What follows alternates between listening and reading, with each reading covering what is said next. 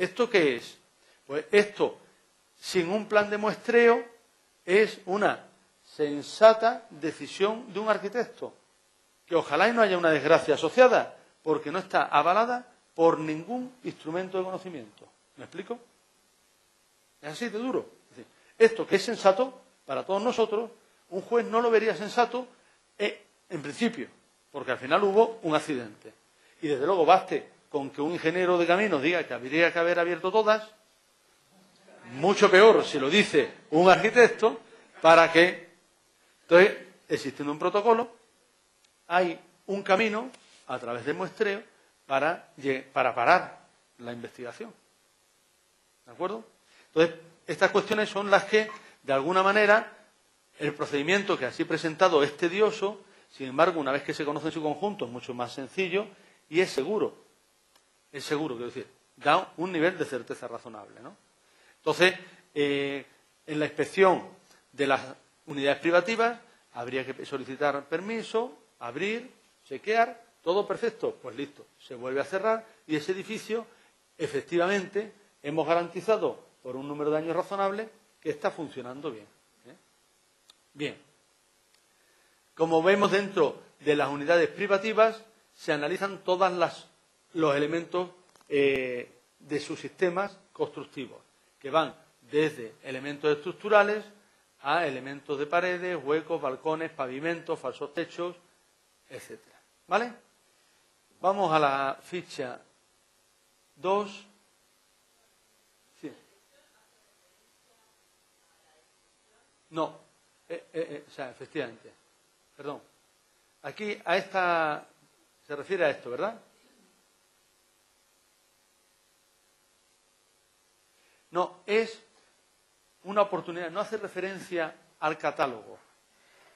No hace referencia al catálogo. Es una oportunidad de registrar su nivel de generalidad. Su nivel de generalidad. Cuando nosotros tenemos un plano y tenemos un conjunto de lesiones representadas en el plano, tenemos la posibilidad de registrarlo a través de eso. Pero no hace referencia al catálogo. No es que en el catálogo tenga... La identificación en el catálogo no es por número, ¿eh? ¿Alguna duda más sobre esto? Les voy a enseñar una ficha más. Exactamente, exactamente, una referencia, eso es, ¿vale? Una referencia para en la representación que nosotros hemos hecho, en la nuestra. Bien, vamos a cerrar.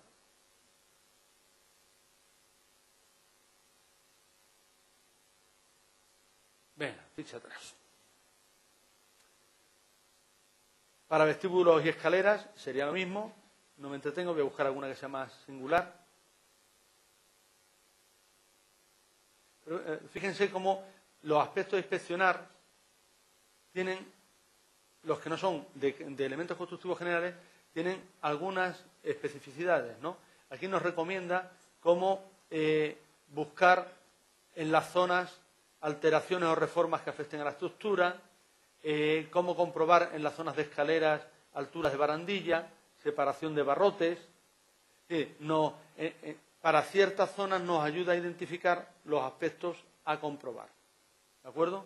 En los recintos, armarios o locales de instalaciones, ver si hay almacenamiento de productos tóxicos o inflamables, que sería una cuestión, ver si hay existencia o no de puerta con cerradura o está aquello accesible a cualquier uso.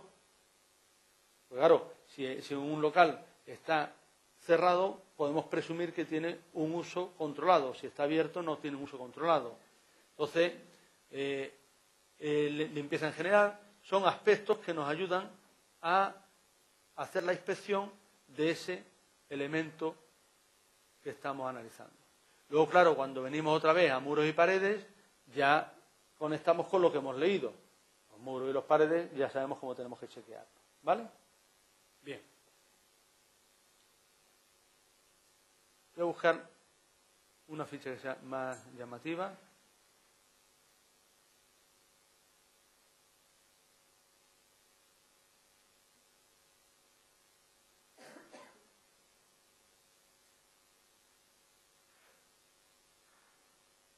Los sótanos.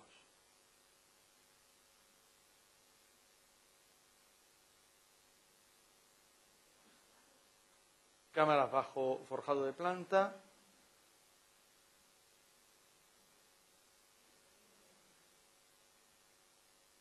En las cámaras bajo forjado de planta, pues nos identifican los elementos a inspeccionar.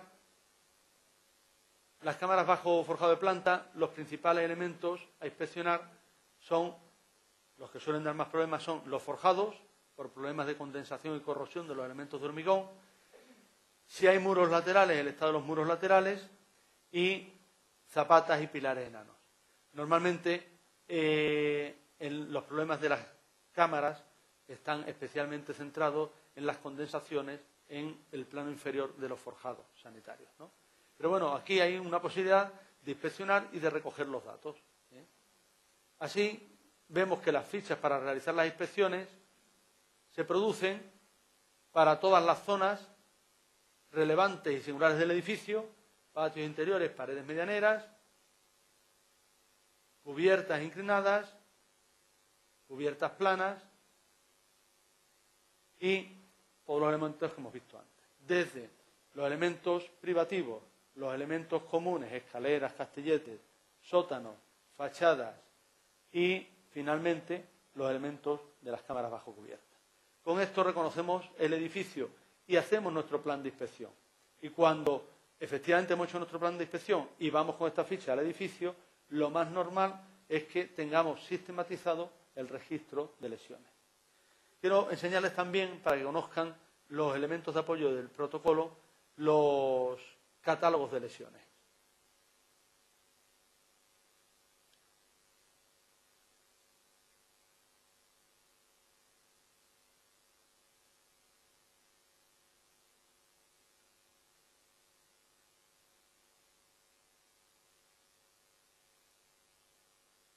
Miren, dentro de los anejos que tiene el protocolo, hay un conjunto de anejos para la fase 1, que los veremos luego, y un conjunto de anejos para la fase 2. La fase 2 era la realización de la inspección técnica.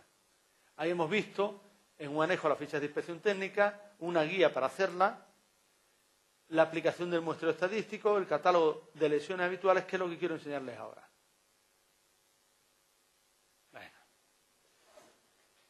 Vamos a ver. Catálogo de lesiones. Lesiones en cimentaciones y contenciones, en un capítulo general. Una primera descripción de la lesión. ¿Se ve algo o no? Vale. Una primera descripción de la lesión.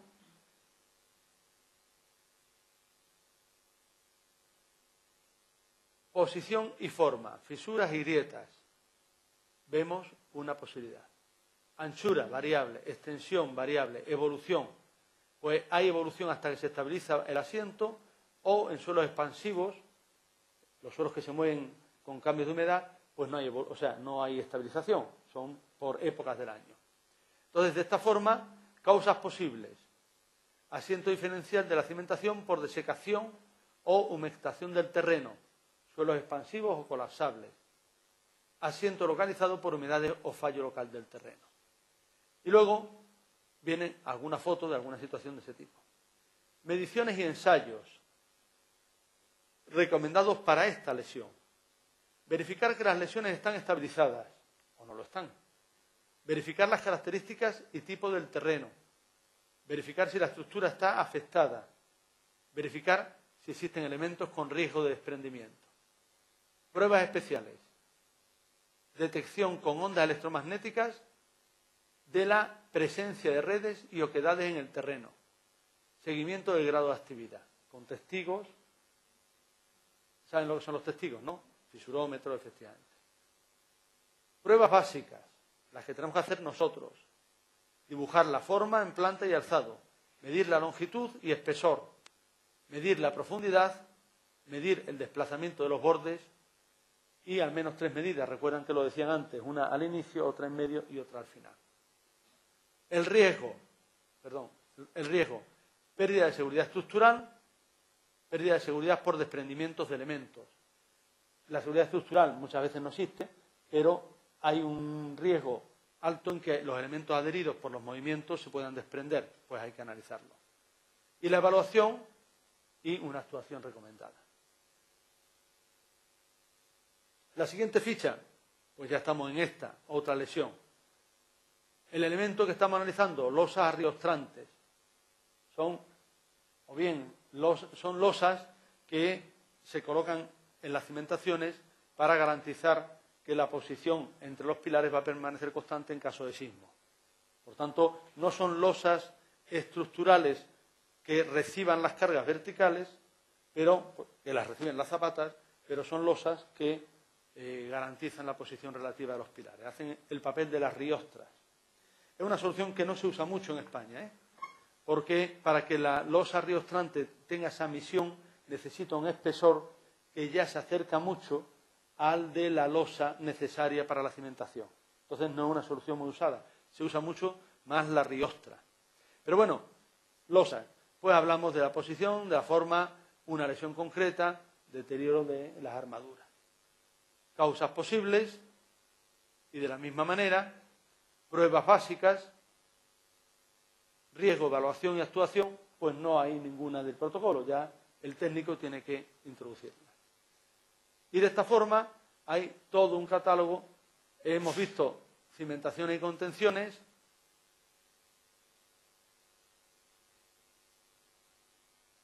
no pasa automáticamente.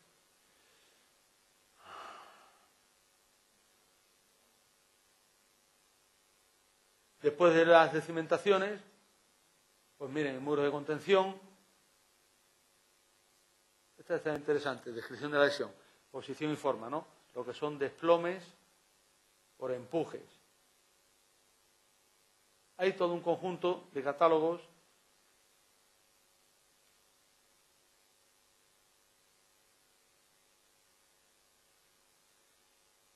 después de cimentaciones, estructuras.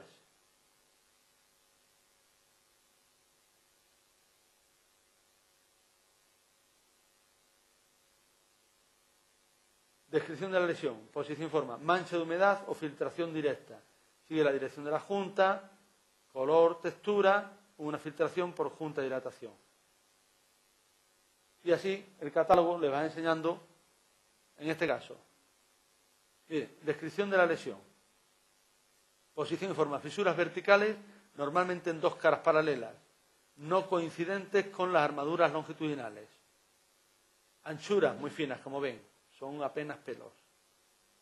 Causas posibles, agotamiento del hormigón a compresión. Estas son las que les decía que eran peligrosas. ¿Vale? En estructura hay un detalle bastante interesante de las que tienen origen mecánico en hormigón, porque esas están muy estudiadas y están muy documentadas en la bibliografía. Entonces, el trabajo aquí, pues no partió de cero. Tenemos todas las lesiones. El análisis de las lesiones, mediciones recomendadas, por ejemplo para esta, ¿no? Recomendaciones de la inspección, estudio de la extensión, verificar el estado tensional del soporte. Como ven, si uno se encuentra esto, lo que tiene que comprobar, pues tiene mayor nivel de detalle, mayor nivel de precisión y al mismo tiempo evaluaciones de los riesgos. El catálogo nos da de esta forma la posibilidad de, sin experiencia, encontrar en el soporte del catálogo la identificación de las lesiones. Nos ayuda también a caracterizarlas, porque como ven ustedes, el catálogo nos ayuda a caracterizarlas, y a partir de ahí, ¿qué tenemos? Toda la formación para hacer un buen diagnóstico. Pues hombre, la experiencia contribuirá positivamente, pero tenemos un buen punto de partida. ¿Vale? ¿Dudas sobre el catálogo, sobre el protocolo?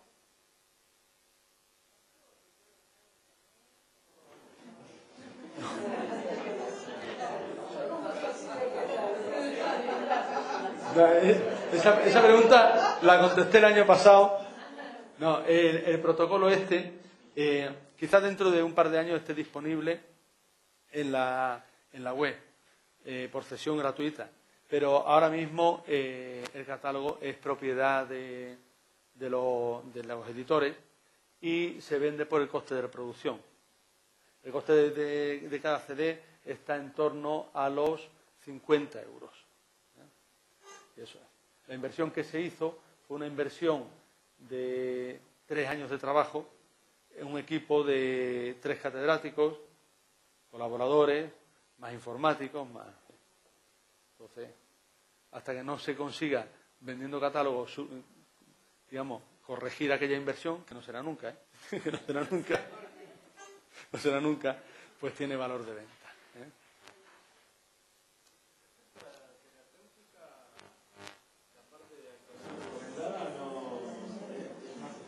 Sí, no.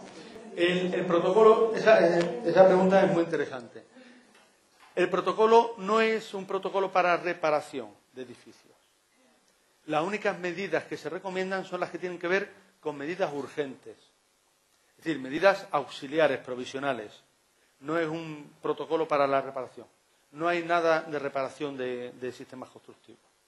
Sería magnífico, pero ese será otro trabajo. ¿Sí? Que estaría muy bien, pero que no. Sería un manual de reparación de sistemas constructivos. ¿Alguna cuestión más sobre el funcionamiento, la lógica?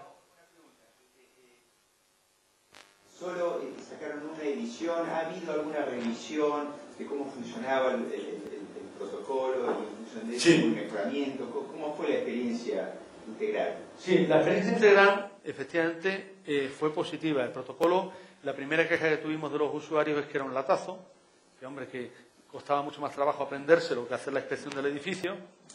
Pero claro, eso te ocurre cuando haces la primera inspección. Cuando haces la segunda inspección, no. Y lo que provocó este protocolo, es la rectificación de la ordenanza. Y la ordenanza corrigió y dejó de convertir en certificado lo que hacíamos los arquitectos y pasó a convertirlo simplemente en informe. Entonces, ya siendo un informe, el nivel de responsabilidad del que informa sobre la realidad informada es distinta de la del que certifica. Entonces sirvió esto un poco para poner algo de sensatez en el disparate que era la primera ordenanza de Sevilla de la Inspección Técnica de Edificios. Entonces, cada vez hay más arquitectos que lo usan, sobre todo porque se han incorporado muchos arquitectos jóvenes a la elaboración de informes. Entonces eso, más el hecho de que en la escuela se les dé a conocer, pues los arquitectos del Colegio de Sevilla lo tienen gratuitamente, o sea, no piensen ustedes que lo enseñamos en la escuela para hacer negocio, ¿no? Los arquitectos de Sevilla lo tienen gratuitamente, porque como fue el Colegio de Arquitectos quien lo pagó, pues es normal que ellos lo tengan gratuitamente. Pero es verdad que cada vez se usa más, y se usa más sobre todo por arquitectos jóvenes. Se ve porque los trabajos que presentan a avisar al colegio están hechos con este formato. Luego también hay, otras veces lo que ocurre a partir del uso del protocolo es que el arquitecto genera su propio modelo de ficha en una herramienta que le resulte más amable y entonces tiene el protocolo como referencia pues para el catálogo, pero luego él genera su propio modelo de ficha, ¿no? Eso está. Y lo único que sí hemos visto que hubiera venido bien actualizar sería haber aumentado el catálogo de soluciones constructivas, que no se lo he enseñado, se lo voy a enseñar ahora, porque las soluciones constructivas que están recogidas, pues son bastantes, pero no son todas las que nos encontramos en España. Si hubiese que hacer un catálogo de soluciones constructivas para Argentina, sería también específico. Muchas cosas serían comunes porque, como hemos dicho, en los sistemas convencionales el nivel de extensión de los sistemas constructivos es muy alto, pero, insisto, tendría que ser específico. Detalles constructivos. No hablo de soluciones de intervención, sino de la caracterización. Voy a ver si les enseño alguna página de esa parte del catálogo. Pero vamos, son sobre todo...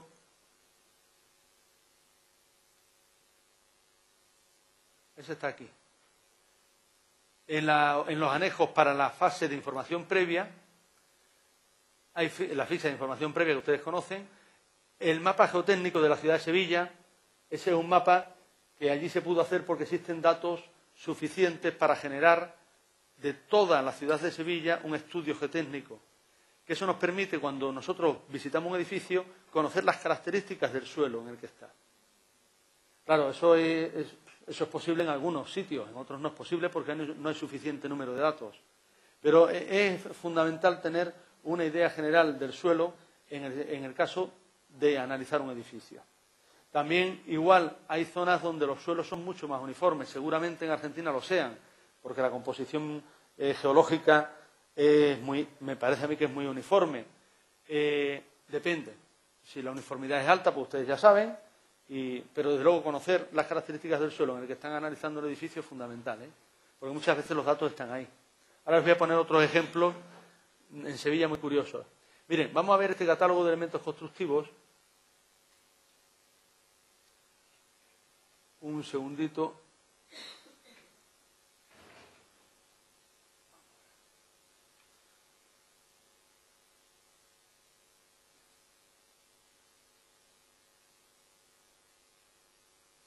Estos son, así funcionan.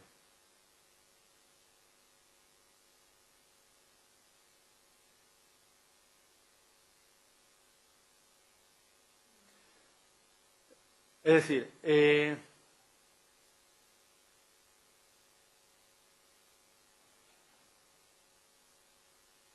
no sé cómo conseguimos antes. Vale.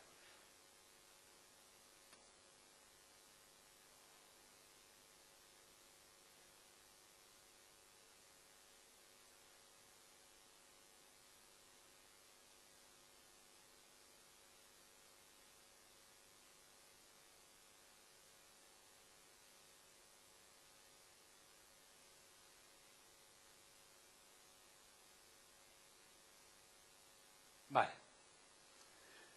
¿Qué se pretende en el catálogo? Pues desde las cimentaciones, forjados, tipos de forjados, se dibujan y se definen soluciones que han sido convencionales en la ciudad de Sevilla. Pues de forjados unidireccionales con vigas metálicas, pues a lo mejor hay 3 o 4 soluciones distintas. Los que tienen vigas metálicas, los que tienen la fabricación de las vigas in situ. Esa información para quien no los conoce, pues porque por su edad no los ha visto construir, es muy importante. Les da pistas posibles. Entonces, cuando haces una cata, puedes identificar rápidamente lo que estás viendo con una solución definida en espesores y en características, y además situada en años. Otras son más elementales, como estas cimentaciones, y otras son más singulares. Entonces, eso sería muy interesante disponer de ello en cualquier ciudad en la que se quisiera hacer un protocolo. Y esto sí es local. Y aquí ustedes tienen unas soluciones de forjados que he podido ver por información fotográfica y demás, que allí no están. Entonces, caracterizarlos aquí pues estaría muy bien para que cuando alguien inspecciona un edificio lo pueda identificar, ¿no? También se dan las franjas de los años en los que se han utilizado, de modo que también, si se sabe que esa solución constructiva se ha utilizado en los 60 y los 70, pues se añade ese dato al catálogo.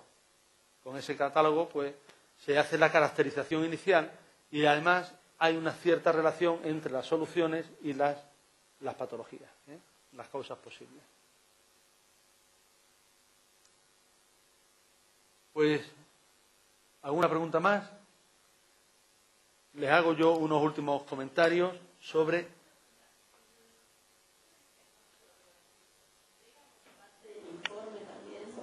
Sí, vamos a ver.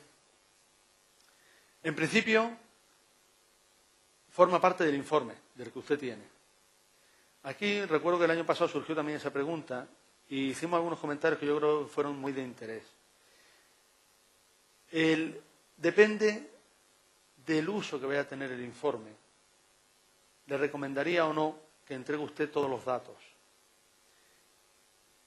Todo lo que hemos visto hasta ahora forma parte de lo que llamamos trabajo de campo, que es el material con el que usted ha generado una evaluación final, que es la tercera fase y que es la que nos queda por ver. Entonces, usted es responsable en el cómo cuenta la sociedad el estado del edificio. Con eso adquiere usted su responsabilidad. El material que usted ha utilizado como trabajo de campo, usted tiene la demostración de la solvencia que le lleva a la conclusión final. Entregarlo depende del uso. Tenerlo guardado y registrado en el colegio, por supuesto.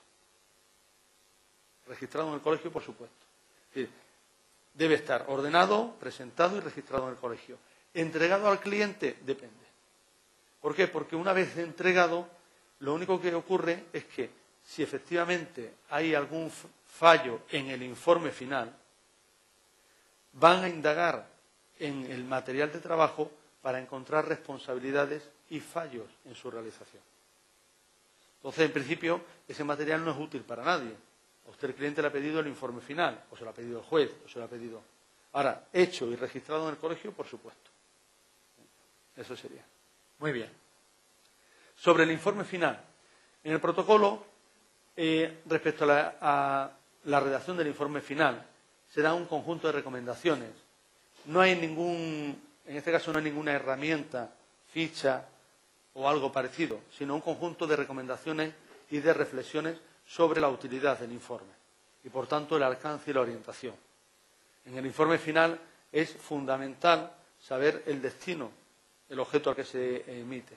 Un informe emitido por un juez para discriminar la autoría o la responsabilidad de unas lesiones tiene un alcance distinto del informe pedido por un juez para ver si es urgente o no desalojar a los inquilinos, ¿vale? Entonces, estas cuestiones son fundamentales y aquí la caracterización adecuada de las lesiones que le ayuda a determinar las causas es una de las, quizás, de los puntos más críticos y más difíciles. Porque en la determinación de causas, la caracterización es un paso fundamental. Y dependiendo de las causas, se pueden inferir acciones de reparación más graves, más costosas o menos, y efectos más graves o no. Pues claro, apuntalar un edificio y desalojarlo debe hacerse cuando efectivamente existe el riesgo, porque los efectos que produce eso, si los riesgos no llegan hasta ese límite, entonces en la evaluación, sin embargo, si yo tengo que determinar daños sobre un edificio en el que no hay uso, pues hombre, es distinto. Usted no está jugando con unos márgenes tan ajustados del efecto y por tanto usted puede permitirse unas previsiones con mayor rango de seguridad. Dice, no, mire usted, la causa puede ser esta o esta. Y además, para discriminar entre esta o esta haría falta un tipo de ensayos mucho más intensos, más profundos y en un laboratorio especializado. Y las reparaciones serán esta o esta. Y si usted quiere más detalle, encárgueme el proyecto de reparación. Y en el proyecto de reparación habrá más detalle. Pero esto es un informe sobre el estado. No puede ser la solución a todo. Entonces, claro, les digo esto porque depende tanto el mismo edificio, los mismos daños. Si la consecuencia es desalojar, hay que afinar mucho. Si la consecuencia es informar sobre el estado de cara a una posible adquisición o compra y a una posible reparación, es distinto. Y eso es lo que, de alguna manera, el protocolo nos ayuda a distinguir, a diferenciar. ¿Vale? Muy bien. Sobre la caracterización, les quería poner un par de ejemplos, nada más. Es hasta la 1:30, ¿no? Bueno, cuento con ustedes. Eso. Miren ustedes, sobre la caracterización de las lesiones quería ponerles un par de ejemplos que nos ayuden a comprender que el protocolo es una herramienta de referencia que, como ven, nos permite abordar esto con un conocimiento completo. Pero sobre el protocolo se debe añadir, cuando existe, un nivel de especialización mayor. ¿De acuerdo? Entonces, comprendamos cómo puede caracterizarse una fisura.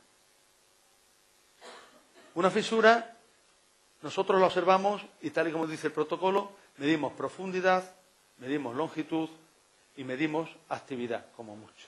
Es lo que dice el protocolo. Y medimos la posición de los labios. Sabemos si son coplanarios o hay giro.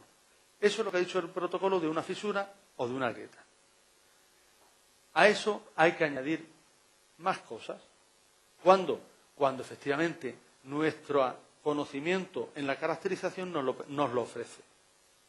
Si nosotros estamos viendo una fisura, pero esta fisura, en vez de ser una fisura abierta, es una fisura por compresión, ¿qué características tiene la fisura?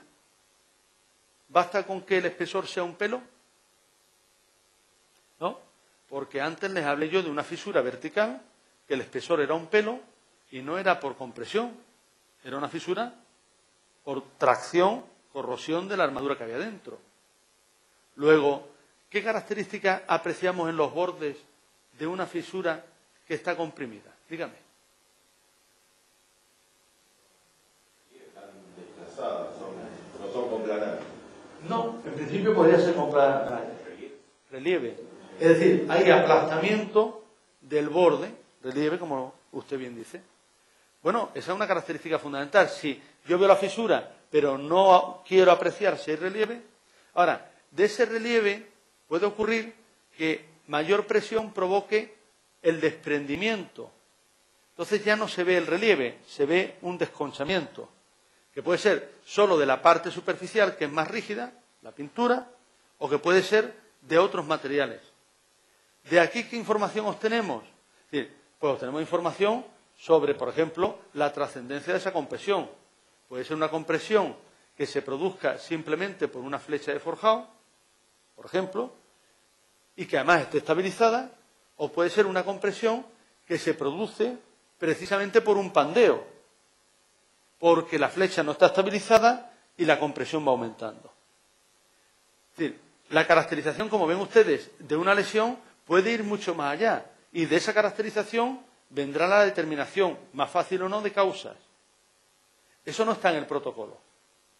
No habría extensión para un protocolo con ese nivel de detalle para edificios que van desde una planta hasta 25. Entonces, el protocolo, evidentemente, como además podríamos usarlo como referencia, significa que cubierto nos da un nivel de solvencia. Sobre eso añadimos lo que nuestro conocimiento, nuestra pericia y nuestra experiencia nos aconseje, ¿vale? Entonces, claro, ¿hay más información que leer en una fisura? Claro que hay más. Imaginemos una fisura abierta, pero abierta de forma súbita. ¿Cómo son los bordes? Los bordes, si está abierta de una forma súbita, se han producido con una sola línea de rotura. Si se ha producido por tracción, pero de una forma lenta, se produce no con una sola línea, se produce con un conjunto de líneas, pelos que van apareciendo y que a veces, al provocar esa apertura, esos pelos se unen provocando desconchamiento. ¿Por qué? Pues porque quedaron trozos de la pintura o del revestimiento entre dos líneas de rotura distintas y provocaron desconchamiento. Entonces, del borde veo si la rotura fue súbita o fue lenta. ¿Se produjo hace mucho o hace poco? Pues depende del nivel de meteorización de los labios, cuando hablamos de cuestiones exteriores. Es decir, una fisura en el exterior que lleva abierta tiempo, tiene meteorizados los bordes. La meteorización, saben a lo que me refiero, ¿no? Si no, es que lleva poco tiempo. Pero en el interior también se puede observar eso. Si lleva mucho tiempo abierta, ustedes pueden soplar y observar que hay depósito de polvo, o mirar con lupa, y ver que ha entrado el polvo en la fisura, el mismo polvo que hay en el suelo, ha entrado en la fisura. Luego, ¿cuánta información hay en la caracterización de una fisura? Pues hay mucha. Claro, si la apertura, la fisura, se produjo de forma súbita, ¿qué causas posibles de las muchas que hay? Una de ellas, un hundimiento. ¿Pero un hundimiento por qué? ¿Por agotamiento del cimiento? No. Un hundimiento por agotamiento mecánico se produce lentamente. Un hundimiento por agotamiento del suelo solo se produce súbitamente cuando se produce, por ejemplo, un lavado de finos por la rotura de una cañería. Entonces sí hay un colapso súbito. O en ciertos tipos de suelos, por inundación, hay un momento en el que el suelo efectivamente de pronto pierde resistencia. Luego, de la caracterización de una fisura, si está bien hecha, extraemos información que nos sirve para la determinación de causas. Por tanto, la caracterización, les decía, es fundamental. Claro, yo me voy a volver loco con caracterizar una fisura cuando me han encargado un informe general del edificio para una venta. No. Ahora, cuando me han encargado un informe para determinar si esa fisura implica en riesgo a los usuarios o no, amigo, Ya es otra cosa. No quiere decir que es que unos informes hay que hacerlos más serios y otros menos, no. Un informe tiene que estar proporcionado en rigor, en costes de materiales, en costes económicos, al efecto que persigue. Usted, para saber si compra o no, cuánto va a pagar por el informe y qué es lo que quiere. Si usted quiere que yo se lo haga, y le hago hasta el proyecto de reparación. Pero esto está en nuestra mano, es decir, el arquitecto es el que tiene que, comprendiendo los márgenes que le da el conocimiento y el procedimiento, ajustar la evolución del informe. ¿De acuerdo? Con las manchas de humedad les podría poner un ejemplo idéntico. La interpretación de las manchas de humedad da muchísima información. O sea, decir, no, una mancha de humedad. No. Una mancha de humedad con deterioro o sin deterioro de los soportes. Significa una humedad que ha estado mucho tiempo o que ha estado poco tiempo. ¿La fuente es accidental o no es accidental? Toda esa información está simplemente en analizar el estado de humedad real, porque hay manchas de humedad que están secas, no son manchas de humedad, son manchas de algo que fue humedad. Del nivel de humedecimiento y del color, olor, tipo de líquenes o musgos que se encuentran, deterioro del material de soporte, etcétera. Bueno, pues, ¿alguna pregunta más? Pues nada, han tenido ustedes muchísima paciencia,